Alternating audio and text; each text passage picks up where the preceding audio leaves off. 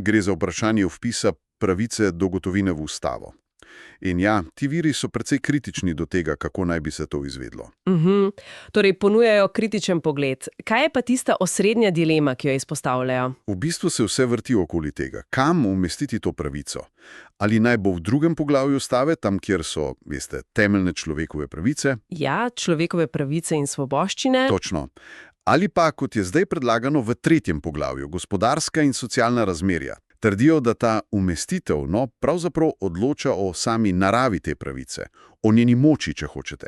In naš cilj danes je, da razgrneva te argumente, zakaj naj bi bila ta predlagana pot problematična. V redu, začniva morda kar pri tistem, kar se zdi kot nekakšno jedro. Volja podpisnikov. Preko 40.000 ljudi je podpisalo pobudo. In poudarja, da so ljudje podpisovali v prepričanju, da bo gotovina zavarovana kot temeljna pravica. V drugem poglavju. Ampak predlog gre v tretje poglavje. Opozarjajo, da se s tem pravica nekako zreducira. Degradira, bi lahko rekli. Iz temeljne svoboščine postane bolj kot neka storitev ali pa infrastruktura. Kot voda ali elektrika, ste rekli? Nekako tako, ja. Nekaj, kar država zagotavlja in posledično tudi lažje upravlja. Omejuje, ne bi bila več neposredno izvršljiva pravica posameznika, ampak odvisna od, recimo, volje oblasti. To je glavno opozorilo. Zanimiva primerjava, ampak ali ni morda gotovina po teh istih virih že zdaj nekako posredno v ustavi? Kako to utemeljujejo? Najdemo argumentacijo, ki se naslanja na 49. člen ustave. Svoboda dela? Svoboda dela. Kako pa to povežejo z gotovino? Razlaga gre nekako takole. Pravica do dela, logično, vključuje tudi pravico do plačila za to delo, a ne? Seveda. In ker so evrski bankovci in kovanci edino zakonito plačilno sredstvo, to določa evropska zakonodaja, PDEU in uredba o evru, potem naj bi iz pravice do plačila logično sledilo, da imaš pravico to plačilo prejeti v edinem zakonitem plačilnem sredstvu, torej v gotovini. Torej, če slediva tej logiki, bi premik v tretje poglavje dejansko pomenil zmanjšanje varstva. Manj kot naj bi ga imeli že zdaj, čeprav implicitno. Točno tako. Avtorji teh analiz menijo, da bi bila pravica v tretjem poglavju šibkejša. In ne samo to, opozarjajo na zelo konkretna tveganja. Kakšna tveganja? Menijo, da bi takšna umestitev na široko odprla vrata. Da bi kasneje lahko zakoni omejevali gotovinsko poslovanje, morda celo ukinili v kakšnih sektorjih. Recimo med zasebniki. In kakšne posledice bi to imelo za ljudi? Izpostavljajo predvsem ranljive skupine. Samostojne podjetnike, starejše, socialno šibkejše, pa tudi vse, ki pač nočejo ali ne morejo poslovati samo digitalno. Verjetno omenjajo tudi zasebnost. Seveda. Zasebnost, finančna avtonomija. In tveganje, da bi vse transakcije postale popolnoma sledljive, tudi med posamezniki. Viri so tu precej ostri, ne? Uporabljajo celo besedo prevara. In omenjajo konkretna imena Mira Cerarja in predlagatelja pobude Jurgeca. Drži. Očitek je, da naj bi zagotovili, da je rešitev v 70. členu zadostna, pravzaprav zavajala javnost, ki jih danes obravnavava. Tako je. Ta besedila opisujajo predlagano rešitev kot, citiram, PR fasado ali pa tehnokratsko zanko. Kaj naj bi to pomenilo? Očitno avtorji menijo, da gre za nekaj, kar je namenjeno samo videzu, pomirjavanju javnosti, ampak brez prave zaščite. Ali pa, da ta rešitev morda celo skriva mehanizme za kasnejše omejevanje. Je pa tu še en pomemben poudarek iz teh virov. Kateri? Načelo, da človekove pravice pripadajo izključno fizičnim osebam, ljudem, ne pravnim osebam, podjetjem, državi. In zakaj je to pomembno ravno pri gotovini? Če gotovino opredelimo kot nekakšno infrastrukturo v okviru gospodarskih razmerij, torej v tretjem poglavju, obstaja tveganje. Kakšno tveganje? Da bi se ta pravica lahko interpretirala ali celo razširila tudi na pravne osebe. In s tem bi se, po mnenju avtorjev, izgubil njen osnovni namen. Tisti temeljni smisel, varovanje posameznika, njegove svobode, zasebnosti, dostojanstva. Torej, zahtevajo zelo jasno dikcijo. Ja, pozivajo k zelo jasni ustavni določbi. Takšni, ki bi pravico nedvomno vezala na fizične osebe in hkrati iskreno prepovedala kakršnokoli prisilno izključevanje gotovine iz plačilnega prometa. Če torej povzamem, osrednje vprašanje, ki ga postavljajo, je res temeljne narave. ali razumemo pravico do gotovine kot recimo neodtujljivo človekovo pravico, povezano s svobodo, zasebnostjo. Ker bi potem terjano umestitvo v drugo poglavje ustave, med temeljne pravice. Tako. Ali pa jo vidimo kot bolj ekonomsko kategorijo, nekaj, kar ureja država znotraj gospodarskih razmerij, kot predlagata 70. člen v 3. poglavju. Ampak s tveganji, ki jih tako poudarjajo. Točno. Šibkejša zaščita, večja možnost omejevanja strani države, potencialna izguba, temeljnega pomena te pravice. Gradivo nas torej pusti z enim kar težkim vprašanjem za razmislek, ne? Res je.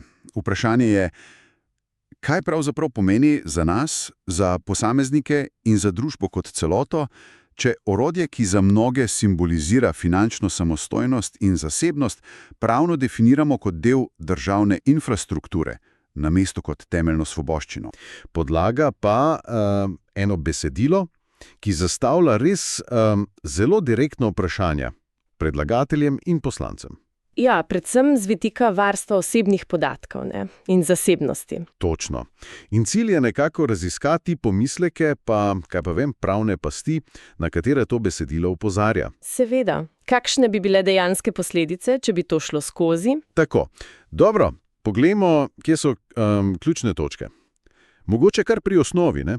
Besedilo sprašuje, a je gotovina sploh osebni podatek? Ja. Kje je pravna podlaga za to? V GDPA, v ZVOP-2, naši zakonodaji ali kje druge, morda ustavi? Ja, to je dobro vprašanje.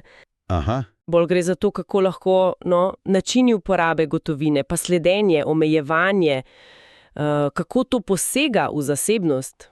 Razumem, sledenje transakcijam recimo, ali pa če imaš več gotovine doma. Točno, in tu se potem besedilo naslanja na tiste člene ustave 22. do 27., ki varujejo zasebnost, osebnostne pravice in opozarja na nevarnost, da bi država posegala brez jasne pravne podlage. In ravno zato so vprašanja za predlagatelje tako konkretna. Ne samo načelno smo za, ampak... Ampak kaj hočete doseči s tem? Ja. Kaj je pravi cilj? Kako definirate gotovino? Samo kovance in bankovce? Kaj pa recimo prihodnje digitalne valute centralnih bank? CBDC-ji? To je ključno, ja. In mogoče najpomembnejše, katerim točno določenim ukrepom države naj bi ta pravica stala na poti? Sledenju, zasegu, omejitvom plačil. Tu se res začne zaplesti. In to je fascinantno, kako besedilo zahteva res absolutno pravno natančnost. Kaj naj bi pomenil izraz ustavno določen zakon ali pa privolitev posameznika, ki bi dovolila poseg države? Kaj so minimalni standardi za tak zakon? Torej, ne more biti karkoli, ne? Ne, seveda ne. Besedilo poudarja jasen cilj, sorazmernost, časovna omejitev posega, nadzor neodvisnega organa, pravica do pritožbe. Brez tega smo v megli. In to pri ustavni materiji ni sprejemljivo. Sploh ne. In kar je treba poudariti, vse to se mora dogajati znotraj obstoječih okvirov ustave same, pa GDPR, ZVOP-2. To niso samo neke smernice, to je zavezujoče pravo. Seveda, to niso samo debate. Ima čisto praktične posledice, ne, za delo države. Kako bo to vplivalo recimo na policijo ali pa FURS, finančno upravo, sodišča? Točno. Kako najti ravnotežje med to novo pravico, če bo sprejeta, pa nujnimi nalogami države, recimo boj proti pranju denarja, financiranju terorizma? Kjer gotovina pogosto igra vlogo. Žal, ja. In ta dilema se potem direktno seli k poslancem. Ki bodo odločali. Tako. In besedilo jih sprašuje, kako boste zagotovili, da bo zakonodaja, ki bo sledila, res jasna, da ne bo zlorab. Kako boste uravnotežili interese zasebnosti in varnosti? Pa učinkovitost pregona, verjetno. Seveda. In pomembno je tudi, kako se ta predlog vklaplja v širši pravni sistem. Ne samo naš, ampak tudi evropski. ISČP, recimo. Ja, praksa Evropskega sodišča za človekove pravice, pa tudi recimo Nemškega ustavnega sodišča. Vsaka rešitev mora biti skladna s tem, kar že velja za temeljne pravice. Besedilo se mimogrede dotakne še, kam sploh umestiti ta člen v ustavo? Med gospodarske pravice ali med temeljne človekove? Ja, tudi to ni nepomembno vprašanje. Pa ali je ta predlagana formulacija sploh zadostna, da doseže cilj, ali pa je mogoče celo, ironično, korak k lažji ukinitvi gotovine kdaj kasneje? Tudi ta skrb obstaja, ja. V glavnem celotno besedilo, ki ga podpisuje magi Mihael Belis, res kliče po transparentnosti. In po odgovorih. In po odgovorih, točno. Preden se sprejme tako temeljna odločitev, poudarja, da ne gre samo za nek simbol, ampak za spremembo z globokimi posledicami. Ki morajo spoštovati vladavino prava. Absolutno. Torej, kaj nam vse to pove? Očitno so tu neke globoke napetosti, ne? Med zasebnostjo in delovanjem države. Med potrebo po jasni definiciji gotovine danes. In predvsem ta nujnost skladnosti z vsem, kar že imamo GDPR, ZUOP-2, ustava. Kar nas pripelje do ključnega premisleka, ki ga spodbuja to besedilo. In sicer? Da vprašanje ni samo, ali naj gotovino ustavno zaščitimo, ampak predvsem kako. Kako to narediti prav? Točno. Kako oblikovati zaščito, da bo res delovala, ampak da ne bo povzročila neke kolateralne škode, da ne bo trčila ob druge pravice, ob obstoječe zakone, kot sta GDPR in ZVOP-2, ali pa ohromila nujnih funkcij države. Premišljenost, natančnost. Ja, da se izognemo nenamernim, ampak potencialno resnim posledicam slabo napisane ustavne norme. S tem pa za danes zaključujeva tole raziskovanje kompleksnih vprašanj okoli ustavne zaščite gotovine pri nas.